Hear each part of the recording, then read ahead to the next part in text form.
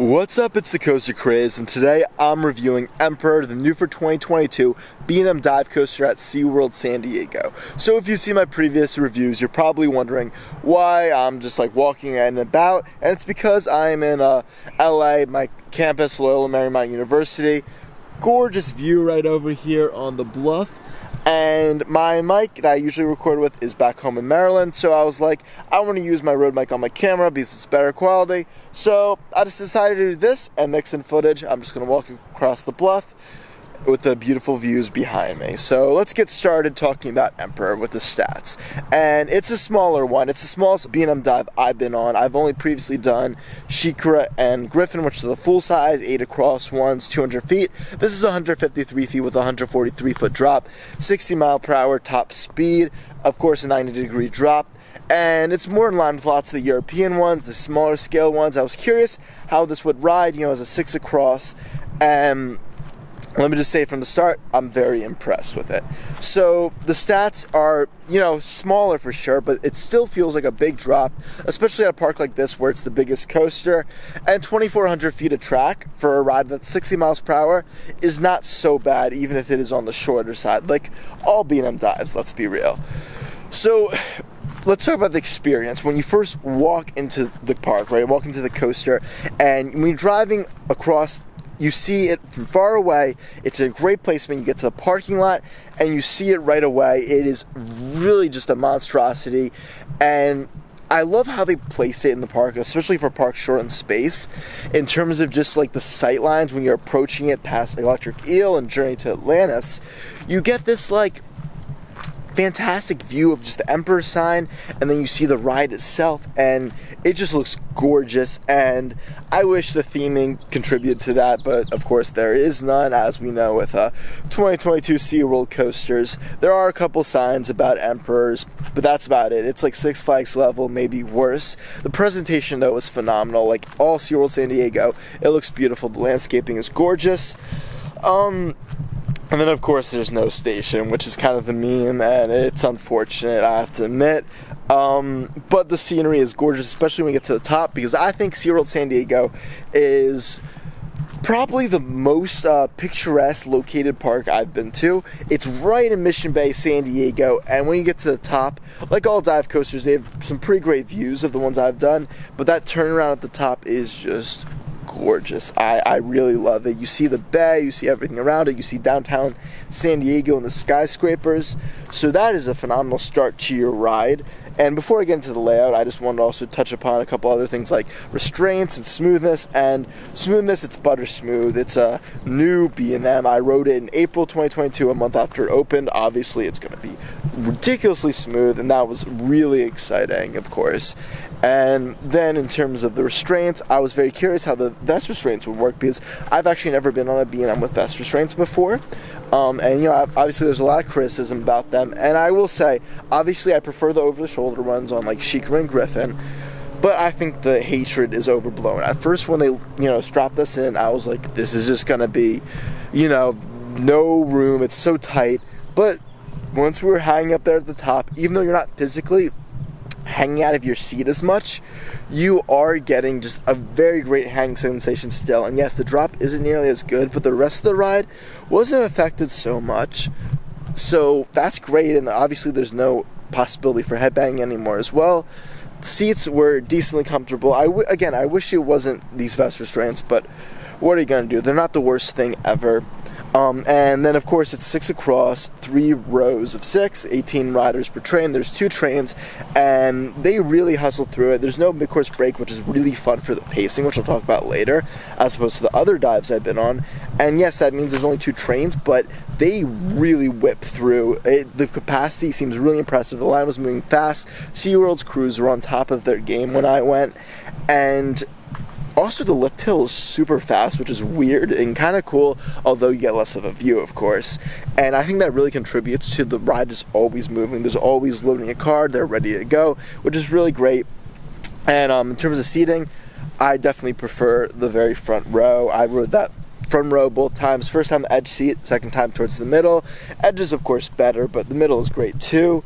Yeah, there's no reason for the back row really on a dive when it's like one car of 3 rows, you know? And now it's time to get to the most fun part of the review, is the layout and the intensity.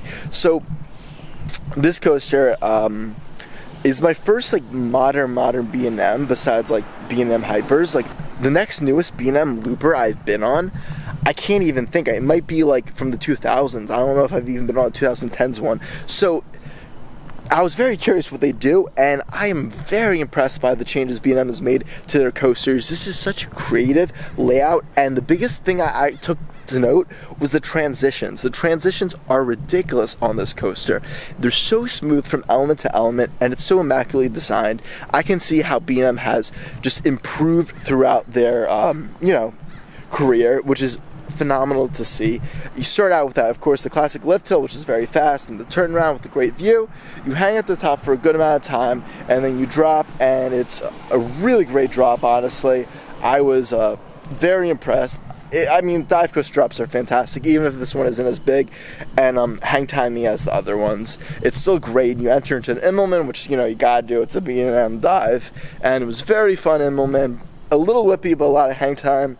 And this is where it gets interesting, because you get out of that and you do like a hammerhead turn. It's like, is this a B&M Hyper? What is this about? But I loved it. You get a little bit of airtime, and you just get a lot of whip. It's a little bit of overbanked, and I thought that was such a creative touch to put that in a B&M dive. That creativity is really awesome, because mixing in a unique set of elements, it wasn't quite like any coaster I'd been on, to be honest, even though it's such a standard type of ride, the B&M dive. So I thought that was really cool. And then you enter in this barrel roll, which is again a unique inversion. It feels very cool, but when you get out of it, you're still sideways, and you go through this downward helix, almost half helix, and this is the most intense part of the ride, because here you get the most positive G's. It's pretty tight, you're low to the ground, and I love this moment, and it stays low to the ground for the rest of the ride too, which makes for a very snappy third and final inversion, the corkscrew, which I'm always wishy-washy about corkscrews, especially on B&Ms, but this one was smooth as can be. Again, the transitions are just gorgeous. B&M has perfected them, and then you do a little turn into the brake run. There's a little almost sideways airtime as you get up into the brake run, and it's a fantastic end to the ride. You end definitely wanting more, and I wish it was a little bit longer, like maybe 4 or 5 inversions, especially considering how smooth it is. Usually with B&Ms, especially the older ones, sometimes I'm like, yeah, I don't want to do 7 inversions or a 5 inversion coaster, but here I wanted more, and honestly that's a great thing, because you can just get back in line and ride it again. Yeah, it could have used maybe a tiny bit more, but honestly, it felt decently complete, and definitely the most complete dive coaster I've been on. Even though it doesn't have that second drop off the mid-course like Griffin or SheiKra, it still felt more complete than them, because it has 3 very different inversions, plus a couple unique turnarounds, a hammerhead, a little bit of airtime thrown into the mix. So it was a very multifaceted layout that was more intense than the other dives I've been on too, because it's a bit tighter, especially after the first 2 elements, it goes more low to the ground. And again, that downward semi-helix after the barrel roll, fantastic element, so smooth to transition and combine those 2 elements by leaving you still sideways after the barrel roll. A genius move, and honestly that kind of wraps up most of what I have to say on Emperor. Me and my friends, we rode it. We all absolutely loved it. You can see the photo of us on it here. It is just such a fun, re-rideable coaster. I think it's the star coaster at Seaworld San Diego, which is a park with a few really great coasters, not gonna lie. And I think it really, even though it's not elite, it gives Seaworld San Diego that really just wow, jaw-dropping coaster. The GP is gonna love it. As an enthusiast, I love it and really appreciate it. It is probably one of the best coasters in Southern California, which, is saying something. Again, definitely not in the elite tier, but it's my favorite B&M dive, which I was really surprised about. It blew me away. I didn't know too much about the layout, but yeah, B&M has a winner on their hands. SeaWorld, great job. This is such a perfect fit for SeaWorld San Diego. So for my final score, I'm going to be giving Emperor a 7.5 out of 10. Which, yeah, for a B&M dive, I think that's pretty fantastic. It doesn't get much better than that, honestly. And this just makes me more excited to ride the other new dive coasters like Yukon Striker or Valraven and Dr. Diabolical's Freefall or whatever it's called. But yeah, thank you guys for watching this review. Stay tuned for a lot more coming soon to the channel, as well as the SeaWorld San Diego Park Experience video from my time there, because it was a great visit. I'll see y'all later. Bye.